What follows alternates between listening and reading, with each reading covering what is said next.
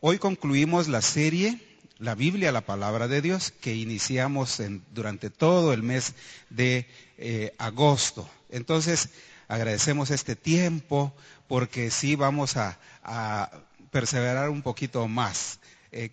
Procuro no tardarme, pero creo que el día de hoy vamos a tomar 5 minutos más. Así es que les suplico paciencia. Bueno, el día de hoy tenemos un tema fascinante siempre alrededor de la palabra de Dios. Lo que la Biblia hace en mí y lo que yo hago con la Biblia. Ese es el tema del día de hoy.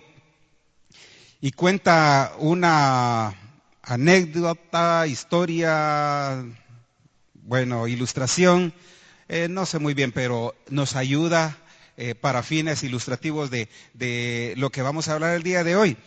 Habla de una hermana que tenía 3 hijos, posiblemente ustedes ya la han escuchado. Dice que tenía 3 hijos, el mayor, el de en medio y el menor, ¿verdad? Entonces, se preocupó por sus estudios, los mandó a estudiar, fueron muy exitosos y entonces un día se pusieron de acuerdo ellos, ¿verdad? Y dijeron, bueno, nuestra mamá fue una gran mamá, le vamos a hacer un regalo cada uno. Y entonces dice el mayor, bueno, yo le voy a construir una casa. Y efectivamente le construyó una gran casa y el segundo dice, bueno, necesitará transporte, entonces yo le voy a comprar un automóvil que sea suficiente para su transporte.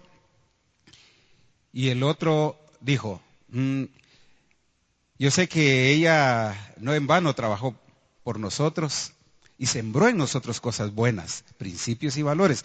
Yo voy a hacer algo.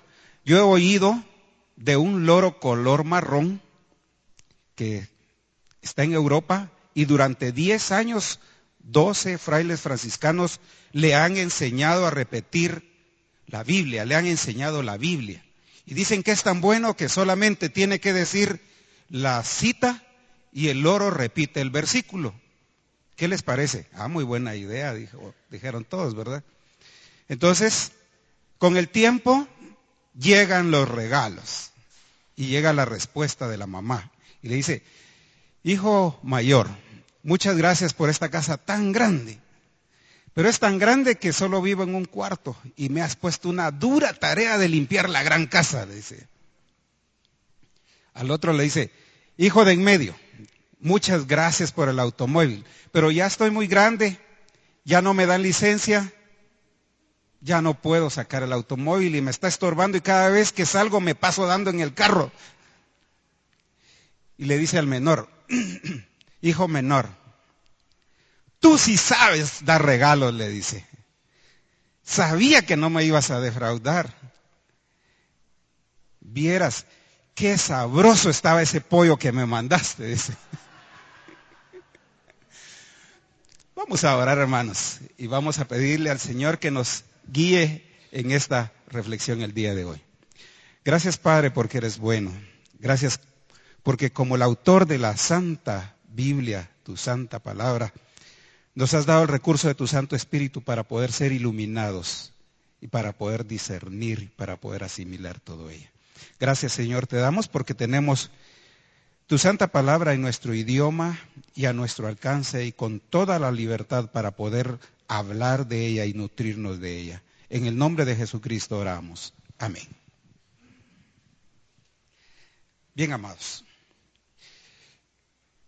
Poco a poco vamos a ir relacionando esta anécdota que les he contado, ¿verdad? Esta ilustración.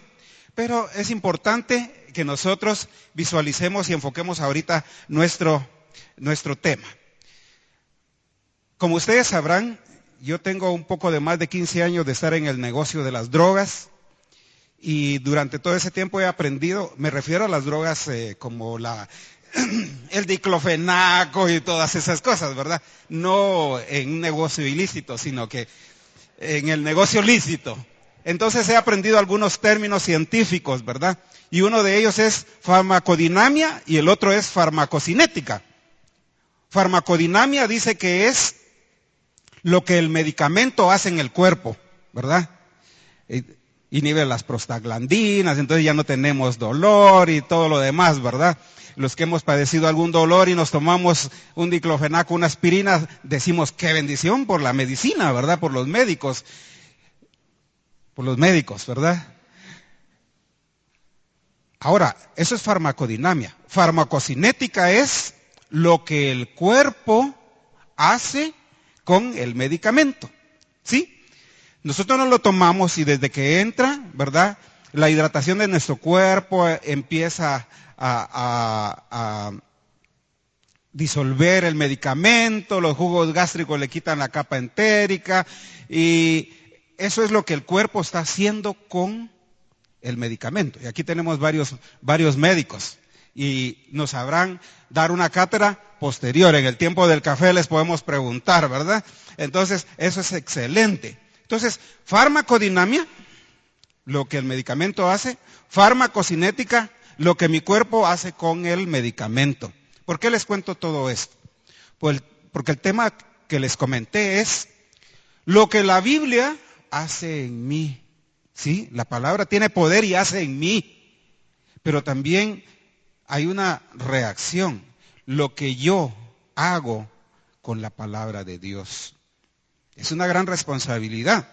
Entonces, miren, les pedí paciencia porque el día de hoy son varios puntos que quiero que si usted tiene cómo anotarlos, anote y que me vaya ayudando ahí buscando los pasajes de la Biblia. Y por rapidez los vamos a decir un poquito más a prisa, tal vez ni les dé tiempo un poquito de buscar, pero escuchen. Dice, primeramente, vamos a ver lo que la Biblia hace. Vamos a ver el poder de la palabra de Dios. ¿Ustedes creen que la palabra de Dios tiene poder? Amén. Fíjense que aún nuestras palabras tienen poder. Dice que un hombre iba en una bicicleta, ¿verdad? Parecido al del video, ¿verdad? Iba en una bicicleta, algo distraído, y alguien le dice, ¡cuidado! Y él inmediatamente por reflejo frena. Y pasa el carro que no había visto. Y entonces quien le avisó le dice, ¿se da cuenta del poder que tiene una palabra? ¿Qué palabra le dijo? Cuidado. Inmediatamente reaccionó, la palabra tiene poder. Mi hijo chiquito, Samuel, me decía, papi, cuidado, la lengua tiene poder, me decía desde chiquito, ¿verdad? Eso le enseñaron en el colegio. Y entonces aprendimos a ser prudentes con lo que nosotros decíamos, porque la palabra tiene poder.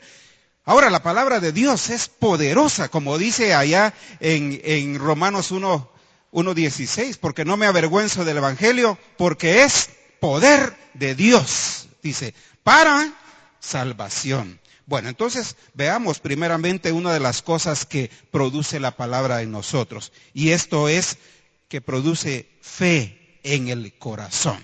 Romanos 10:17 dice, así que la fe viene por el oír. El oír es, ¿qué es lo que se oye? La palabra de Dios. Entonces, primeramente, cuando nosotros estamos separados de Dios, lo primero que la palabra produce en nosotros es fe, esa fe salvífica, esa fe que nos permite conectarnos con Dios. No es fe en la aspirina que me estoy tomando y que sé que me va a aliviar mi dolor de muela. No es esa fe que yo sé que el sol va a salir el día de mañana. ¿Sí?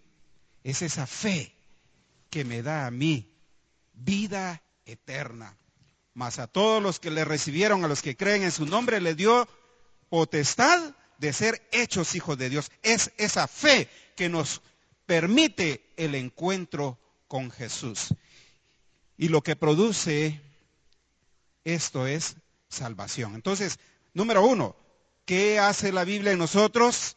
Nos ayuda a encontrar a nuestro Salvador, Jesucristo, produciendo fe en nosotros. Fíjese lo que dice Hebreos 11:6. Dice que todo aquel que se acerca a Dios debe creer que le hay, porque sin fe es imposible agradar a Dios. ¿Qué importancia? ¿Creen ustedes que es importante que el mundo y todas las personas conozcan esta verdad. Amén. La fe es por el oír por la palabra de Dios. Entonces, primeramente, lo que la Biblia hace es producir fe en nuestro corazón, y esto es directamente relacionado con nuestra salvación. 2, parte práctica, purifica al creyente, al Hijo de Dios, al cristiano, y esto tiene que ver con nuestra santidad. Dice Juan 15:3, ya vosotros estáis limpios por la palabra que yo les he hablado. Así dice el Señor Jesucristo. Ya vosotros estáis limpios. Entonces la palabra a nosotros, amados, nos limpia. Salmo 119:9, ¿qué nos dice? ¿Con qué limpiará el joven su camino? La respuesta es obvia. Con guardar tu palabra. Nos limpia. Luego que nos ha limpiado, nos preserva. Porque dice el Salmo 119:11, en mi corazón he guardado tus dichos. ¿Con qué propósito? Para no pecar contra ti. Hemos estudiado que en el griego hay un término que se llama prazo. Este prazo es un practicante, alguien que constantemente, que es consuetudinario y practica el pecado. Yo peco porque nací pecador. Sin embargo, el Señor ya me libertó de ese yugo. Y entonces yo ya no soy un prazo. En mi corazón he guardado tus dichos para no pecar contra ti. Somos limpios y nos preserva del pecado. Bueno, santidad. Número 1, produce fe en el corazón y eso tiene relación con nuestra salvación. Número 2, purifica al creyente y tiene relación con nuestra santidad. Número 3, de lo que hace la palabra en nosotros es, hace fructífera la vida del creyente. Y eso tiene que ver con nuestra prosperidad. Escuchen bien, con nuestra prosperidad, no con el dinero, ¿verdad? Sino con nuestra prosperidad. Porque ¿qué era prosperidad para el apóstol Pablo? Su ministerio fue a los gentiles. Él quería llegar hasta donde César. Él quería llegar a donde Agripa. Él quería llegar a todas esas esferas. Los centuriones romanos, Europa, Asia. Para él no habían límites en ese sentido. Los límites, el Espíritu Santo le decía, no, ahí no vayas. Mejor ve a otro lado, ¿sí? Para él eso era la prosperidad. Él decía, con Cristo estoy juntamente crucificado. Ya no vivo yo, mas vive Cristo en mí. Y decía Pablo, todo lo que yo soy, hebreo de hebreos en cuanto a la ley, fariseo, circuncidado al 8º día, de la tribu de Benjamín, todo eso yo lo he considerado ahora como nada por Cristo. Pero dice la palabra del Señor que nosotros podemos ser hombres y mujeres prósperos. Uno de los primeros versículos es Josué 1:8. Ese sí lo sabemos de memoria, ¿verdad? Comienza con algo un poquito negativo y alguien decía nunca diga nunca, pero comienza con nunca, ¿verdad? ¿Cómo comienza ese versículo? Dice, nunca se apartará de tu boca este libro de la ley, sino que de día y de noche meditarás en él, para que guardes y hagas conforme a todo lo que en él está escrito, porque entonces, esa es la parte que más nos gusta, porque entonces harás prosperar tu camino, y no solo eso, todo lo que emprendas, ¿qué? Te saldrá bien. Mira las circunstancias donde estábamos. Estaba acá Josué, el Jordán, y del otro lado estaba Canaán, los grandotes. Tecnología. Recuérdense que Israel llevaba tecnología, pero no era tan sofisticada porque ellos habían estado como nómadas, ¿verdad? No era tan sofisticada como Jericó, pero Josué confiaba en el poder de Dios. Josué confiaba en el poder de la palabra de Dios. Por eso dice, nunca se apartará de tu boca. ¿Por qué? Porque ahí tenemos causa y efecto. Muchas veces nos centramos en el efecto y todo te saldrá bien. Qué lindo, sí, pero tuvo una causa. El que nunca se apartó de la palabra de Dios. El Salmo 1:3 nos habla también de bienestar y prosperidad. Nos habla de un árbol. Dice que aquella persona es como árbol plantado junto a corrientes de agua, que da su fruto en su tiempo. ¿Y qué pasa con su hoja? No cae, ahí no hay otoño, ahí hay una eterna primavera, porque está junto a las corrientes de agua. Y dice al final que ese árbol es fructífero, es próspero. Bueno, entonces, habla de un fruto.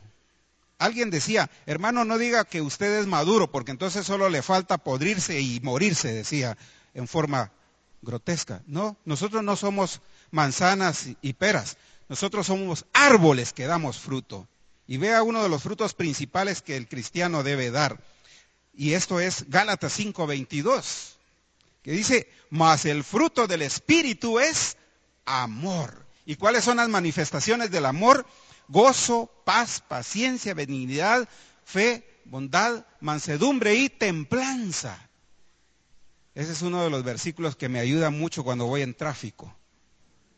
Yo no sé si a ustedes también, pero Señor, ármame de paciencia, templanza, mansedumbre, de todo eso, porque es bien difícil, sobre todo cuando alguien más se adelanta, ¿verdad? Por el lado izquierdo o el lado derecho y no respeta. Dice, mas el fruto del Espíritu es amor. Entonces ahí tenemos nosotros. Y fíjense lo que dice en el siguiente versículo. Dice, contra tales cosas no hay ley. Y además dice, vivamos y andemos en el Espíritu. Eso es una exhortación del apóstol. Entonces, aquel árbol plantado junto a corrientes que da fruto, uno de los principales frutos debe ser el amor. Porque el amor, como dice la palabra, cubrirá multitud de pecados. Bueno, una última característica de la prosperidad en Cristo. Dice Juan 15, 4 y 5. Vean lo que dice Juan 15, 4 y 5. Permaneced en mí y yo en vosotros, como el pámpano no puede llevar fruto por sí mismo si no permanece en la vid, así tampoco vosotros si no permanecéis en mí. Yo soy la vid, vosotros los pámpanos. El que permanece en mí y yo en él, éste lleva mucho fruto, porque separados de mí nada podéis hacer. ¿Cuál es el secreto de una vida victoriosa en Cristo? Permanecer en él, estar anclado a él. Dice que somos como retoños. Hace unos días yo injerté un aguacatalito. Ay, hermanos, todos los días lo miraba a ver si ya había retoñado. Y al final no pegó. Todavía tengo la esperanza a ver si un par de meses, si no que sea con cola loca o algo, le voy a poner para que pegue. Porque he procurado de diferentes formas. Y el aguacatalito no quiere. Es un arte muy especial el de la agricultura y necesita mucho conocimiento. Dice que nosotros somos como ese retoñito que va. Miren cuánta alegría le da al que plantó aquello de que vengan retoños. Yo los esperaba todos los días y no vinieron. Pero dice que nosotros somos como ese retoño. Pero ese retoño, ese pámpano, ese pimpollo, nada puede hacer si no está adherido a la mata de donde tiene que jalar todos los nutrientes. Amados, el Señor nos está diciendo, sí, tu vida puede ser fructífera y la palabra de Dios lo hace. ¿Cómo? Estar adheridos, dice la misma palabra, a la palabra viva que es Jesucristo. Tenemos que estar conectados con Cristo. Segunda de Corintios 5:17 nos lo recuerda, dice, de modo que si alguno está en Cristo, ahí comienza. ¿Qué pasa con esta persona? Es una nueva creación, una nueva persona, una nueva criatura. Y miren, para nosotros los que a veces creemos que no tenemos perdón por lo que hemos hecho, dice, las cosas viejas pasaron, he aquí, todas son hechas nuevas. Definitivamente, Dios nos llama a estar cerca de Él, porque nos hizo para Él. Pasemos a la parte 2, lo que yo hago con la Biblia. Si ustedes se recuerdan, podemos hacer muchas cosas con la Biblia. ¿Qué hizo aquella hermana con el oro? ¿Y lo sintió sabroso? Sí. ¿Le sustentó? Sí. ¿La puso contenta? Sí. ¿Le motivó a escribir y a agradecer? Sí. Pero no era el propósito. No era el propósito de aquel el loro. Por cierto, es un experto y no sé si existen los loros color marrón, pero la anécdota dice así, ¿verdad? Porque aquí en Guatemala todos los loros son de color verde, ¿verdad? Pero ahí está el ejemplo. ¿Qué vamos a hacer nosotros con la palabra de Dios? Primeramente dice que tenemos que conocerla, conocerla, conocerla, conocerla. Así de sencillo. Y hay un qué y hay un cómo. San Juan 5:39. Escuche lo que dice. Escudriñad las escrituras, dice, porque a vosotros os parece que en ella tenéis la vida eterna. Y ellas son las que dan testimonio de mí. Yo le pregunto a usted, ¿qué entendemos nosotros por escudriñar? Oiga lo que dice una definición de escudriñar. Escudriñar es examinar algo con mucha atención, tratando de averiguar las interioridades y detalles. No es nada más, ¿verdad? Jesús pasó por Samaria. Por Samaria pasó Jesús. ¿Qué te enseñaron? ¿Qué aprendiste? Que Jesús pasó por Samaria. Por Samaria pasó Jesús. Bueno, sí, pero ¿y para tu vida qué está quedando? Dice, escudriñad las escrituras, porque ahí está la vida eterna. Y la palabra de Dios, la escritura, es la que da testimonio de Jesucristo. ¿Cómo me enfrento yo para dar testimonio de Jesucristo? Tiene que ser con la palabra de Dios. Yo no sé si ustedes han tenido la experiencia, pero yo todavía en mi niñez y en mi adolescencia fui parte de un grupo que salía a las casas. Buenos días, quiero presentarle el mensaje de Jesucristo. ¡Bangán! ¿Verdad? Buenos días, quiero presentarle el mensaje de Jesucristo.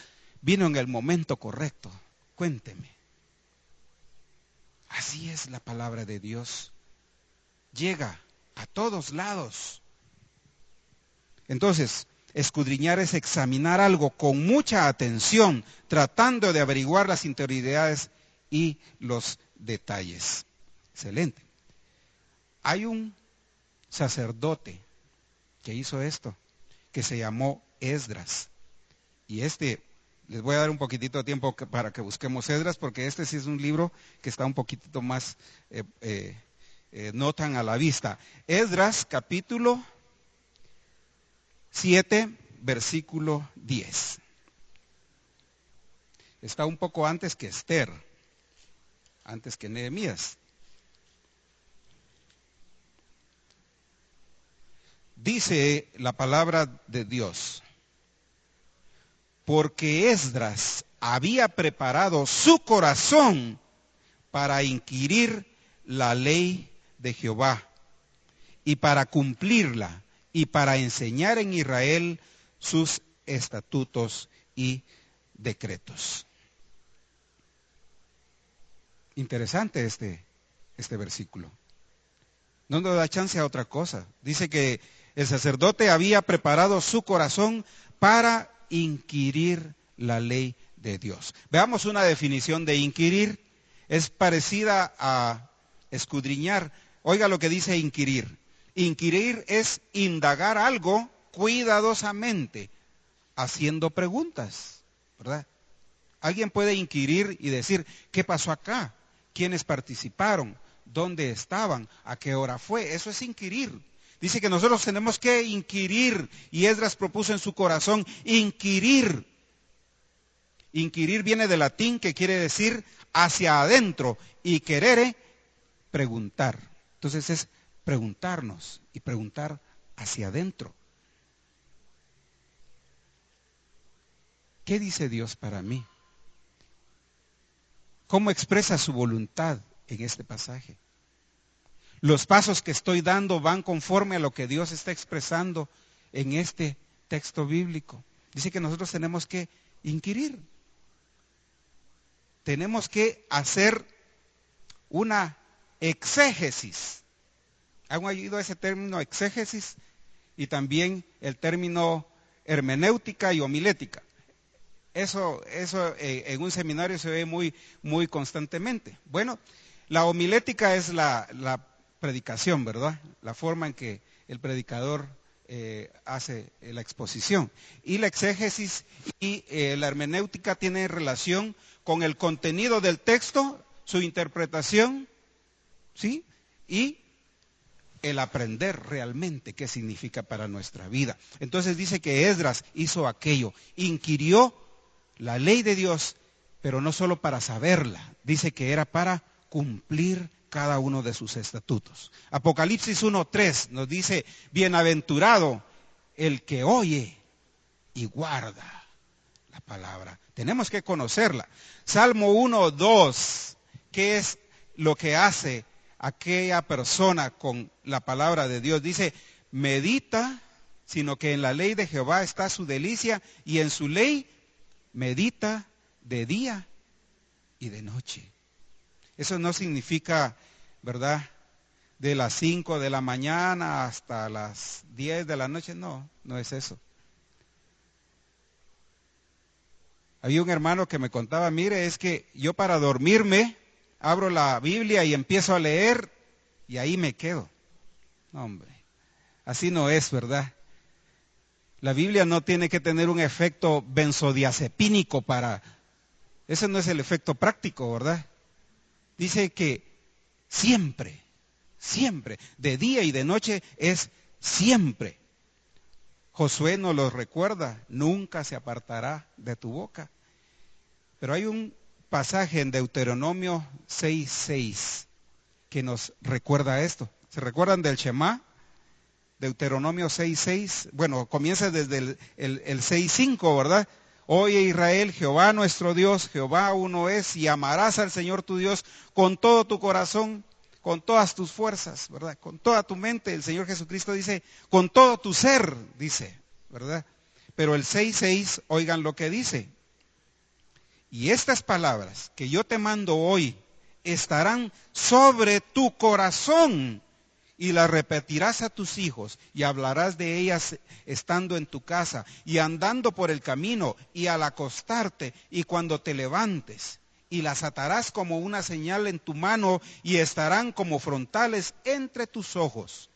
Y las escribirás en los postes de tu casa y en tus puertas. Una instrucción clara de cómo tenemos que apreciar nosotros la palabra del Señor, cómo tenemos que conocerla. Tiene que entrar a nuestra mente, sí, pero también bajar a nuestro corazón. ¿Para qué? Para que nuestra voluntad sea supeditada a la voluntad de Dios. Dios ha expresado todo ahí. Bueno, ¿qué hago yo con la Biblia? Número 1, conocerla. Ya vimos algunos pasajes.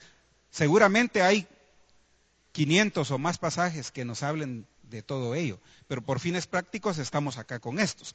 2, ¿qué tengo que hacer yo con la Biblia? Tengo que creerla. Juan 17:17, ¿qué nos dice? Santifícalos en tu verdad, tu palabra es verdad. Bendito Dios, dice que la palabra misma en Romanos 10:17, la palabra produce fe en nosotros. Y eso nos permite creer en Dios. Pero Juan 17:17 nos está diciendo que la palabra de Dios es verdad. Entonces, hay una diferencia entre creer en Dios y creer a la palabra de Dios. Creer en Dios nos hace salvo. Creer a Dios, ¿qué cosas tenemos que creerle a Dios? Bueno, Jesucristo mismo dijo, si yo me voy, no se turbe vuestro corazón, dice. En la casa de mi Padre muchas moradas hay. Voy pues a preparar lugar para que donde yo estoy, vosotros también estéis. Gloria al Señor por esa certeza que tenemos nosotros, cada uno. Tenemos esa certeza que donde Jesucristo mora, ahí vamos a morar nosotros con Él. Pero hay muchas veces que para fines prácticos no creemos lo que dice a veces Dios. Tenemos que creerle a Él. Hechos 1:8, ¿qué nos dice? Pero recibiréis poder cuando haya venido sobre vosotros el Espíritu Santo y me seréis testigos. Pero cada vez que tenemos que hablarle a alguien de Jesucristo, a mí a veces me tiemblan las canillas, decían en mi pueblo, ¿verdad? Sí. Y la voz se pone un poco de diferente tono y titubea. No es fácil. Pero el Señor lo prometió y dijo, recibiréis poder cuando haya venido sobre vosotros el Espíritu y me seréis testigos. Creamos en Dios, pero también creámosle a Él, porque la palabra de Dios nos recuerda en Juan 17:17 que es verdad, verdad. Tercera cosa, ya vimos que hay que conocerla, que hay que creerla, pero no basta oír, leer y creer. Hay que obedecerla. Deuteronomio 29:29. Quiero llevarlos nuevamente a Deuteronomio. Si ustedes tienen la bondad, busquen ahí Deuteronomio 29:29.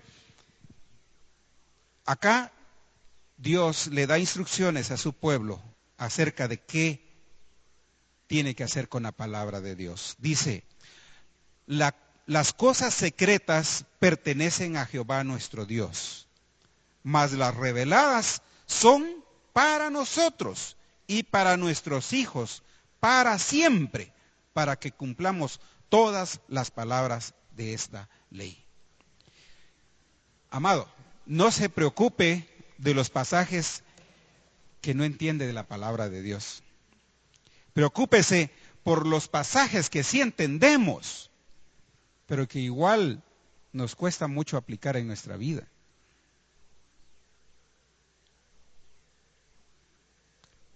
Primera de Juan 4:8 dice, el que no ama no ha conocido a Dios porque Dios es amor. Y eso me cuesta, especialmente cuando me quitan mi turno. Especialmente cuando alguien es abusivo conmigo. Pero dice, Dios es amor. Entonces tengo yo que tener presente eso. Dice, las cosas secretas, eso tal vez no lo entiendo y algún día las voy a entender. Las cosas ocultas, algún día las entenderé. Pero las que entiendo, esas sí son importantes para mi vida. Y eso lo dejó bien claro Dios. Dice, las cosas secretas pertenecen a Jehová Dios, mas las reveladas, esas son para nosotros. ¿Y para quién más? Para nuestros hijos. Interesante. No se quedó ahí nada más para nosotros. Dice, para nuestros hijos. Dicen los estudiosos que basta una generación que no conozca a Dios para que se pierda realmente el conocimiento de Dios. Los salmos dicen generación a generación, dice el Salmo 145, conocerán tus obras. Por eso te exaltaré, mi Dios, mi Rey, eternamente y para siempre. Pero dice acá que estos estatutos son para nosotros y para nuestros hijos, para siempre. Pero acá está lo realmente contundente. Dice, para que cumplamos todas las palabras de esta ley. ¿Cuántas? ¿98%? ¿99%? Yo les decía a mis hijos, los invito a un hot dog. Ok, la salchicha está excelente, el repollo está excelente, el pan está excelente, pero la mayonesa está envenenada. Entonces no nos lo comemos, decía. ¿Sí? Dice, el 100% tiene que estar bien. Dice, todo, tenemos que hacer y acatar de la palabra del Señor. No solo las cosas que son agradables, como cuando se nos habla de ser prósperos, ¿verdad? Como el árbol. No, todo. Aún las cosas que muchas veces nosotros no comprendemos. Bueno, continuamos, amados.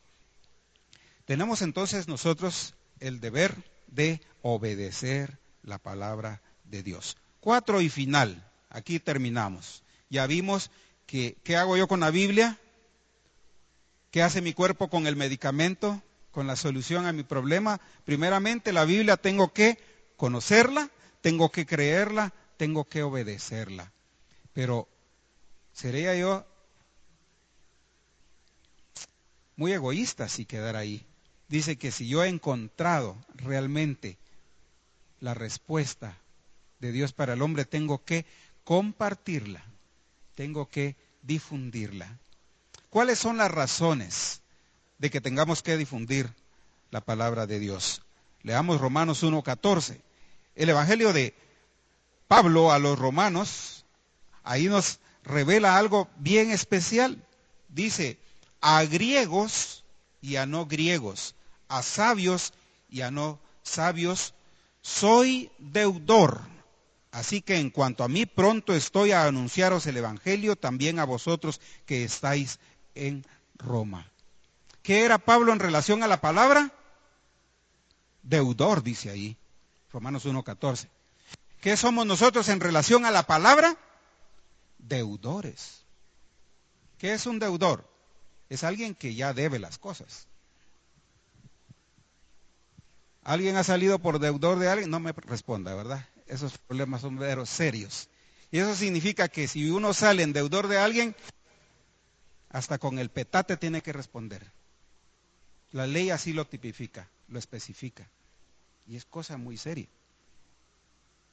Dice Pablo, yo soy deudor hacia vosotros.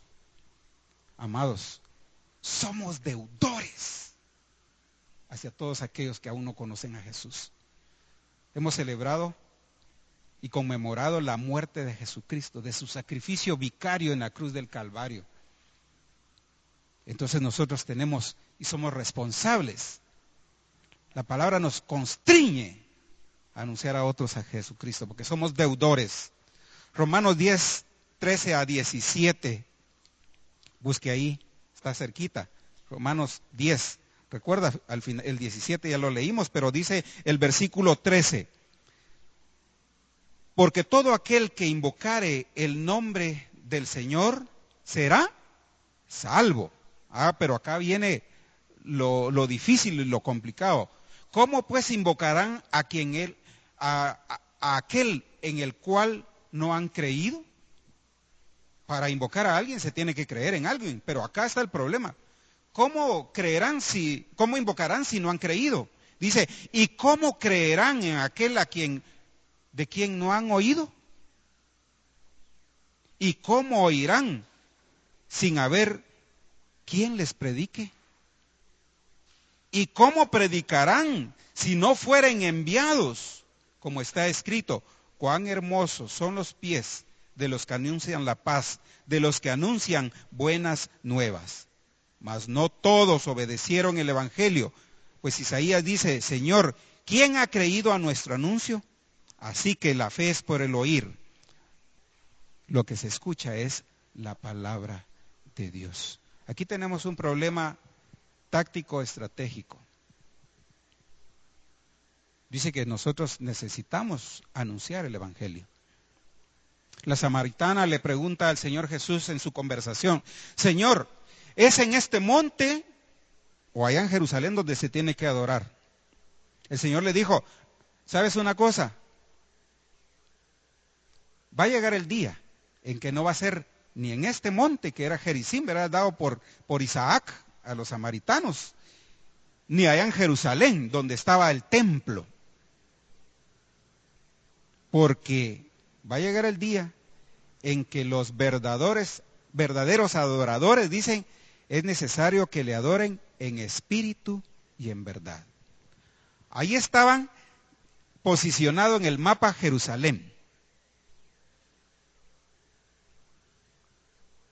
Cuando el Señor le dijo a Noé, fructificad, multiplicaos, llenad la tierra. ¿Qué fue lo primero que hizo el hombre cuando ya se multiplicó? Hicieron la torre de Babel. Y dice ahí, en la historia bíblica, dice, por si Dios nos esparciere. ¿Cuál era la orden de Dios? Poblad la tierra. ¿Y qué hace el hombre? Por si Dios nos esparciere, hagamos una torre. Así la vemos de donde estemos. Siempre contrario a lo que Dios está diciendo. Entonces, tenemos ahí una complicación bastante grande. Entonces, Romanos 10, del 13 al 10, nos dice, bueno, tenemos que enviar. Todo el mundo necesita saber de Jesucristo. Terminando, Mateo 28, 18 a 20. Otra de las razones por las cuales tenemos que compartir la palabra de Dios. Porque hemos sido comisionados. Por tanto, dijo Jesucristo, id por todo el mundo y predicad el Evangelio, dice, bautizándolos en el nombre del Padre, del Hijo y del Espíritu Santo.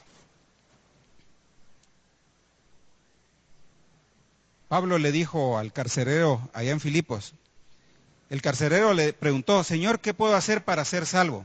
Él le dijo, cree en el Señor Jesucristo y serás salvo. Tenemos esa comisión.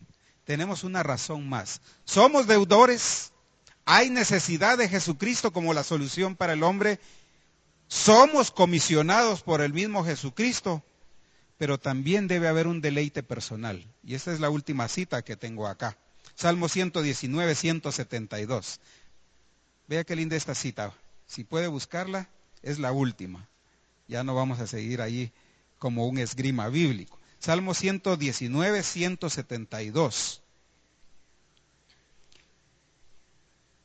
Dice así, hablará mi lengua tus dichos, porque todos tus mandamientos son justicia. ¿Sabe qué? Tenemos que hablar la palabra de Dios por deleite personal. Por deleite personal. Dios todo lo ha hecho perfecto. El argumento teleológico, no teológico, teleológico dice que en todo lo que Dios ha hecho hay un propósito. Dios hizo las frutas, ¿sí? Y saben, las frutas son agradables, pero hay una lengüita, hay un paladar con la capacidad de disfrutar esas cosas.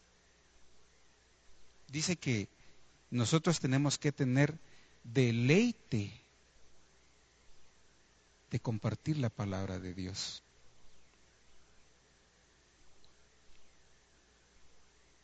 Amados, yo deseo que al final de mis días no me pase. Me comí el oro, ¿verdad?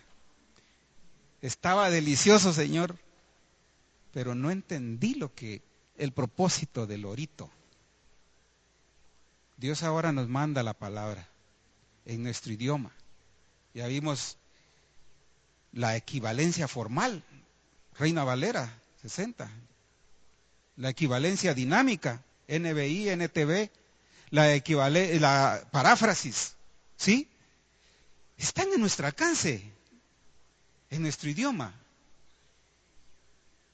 a un precio que nosotros lo podemos tener. ¿Qué voy a hacer yo con ello? Yo no quiero cuando el Señor me pregunte allá en el tribunal de Cristo, bueno, ¿y qué pasó? Señor, yo quiero decirle, quise entrar en tu voluntad. Y gracias porque tú me ayudaste a entrar en tu voluntad. El día de hoy nos queda el reto. Ya vimos el ejemplo médico, la farmacodinamia, lo que la palabra hace en nosotros. Pero nos queda la farmacocinética, que es lo que nosotros vamos a hacer con la palabra de Dios. ¿Es un reto? Los animo. Vamos a orar. Gracias, Padre, porque eres bueno. Gracias porque nada ni nadie nos puede apartar de tu mano. Tú lo has dicho en tu palabra y la creemos. Gracias, Señor, porque nos has permitido vivir y existir para ser personas de bien, para ser personas prósperas, para ser personas que te glorifiquen, Señor. Y ese es el propósito, que estemos cerca de ti. Y no hay nada más cerca que estar en el deleite de tu santa palabra, conociéndote a ti, conociendo qué quieres tú para nuestra vida. Gracias, Señor, porque durante este mes perseveramos en la enseñanza de las Sagradas Escrituras y en reconocer, Señor, ese gran esfuerzo humano de los escritores, pero también la bendición de la inspiración divina para que llegara como aquella leche pura, sin adulteración, hasta nuestras vidas.